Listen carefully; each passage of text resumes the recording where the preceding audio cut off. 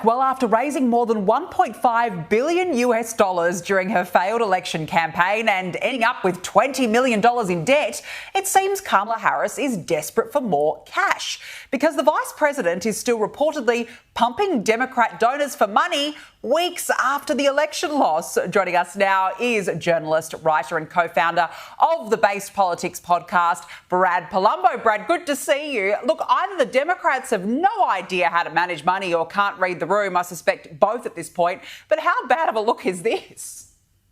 Pathetic and insulting. I mean, you blew $1 billion, including on celebrity endorsements and building six-figure podcast sets to be built up for an hour interview and then torn down.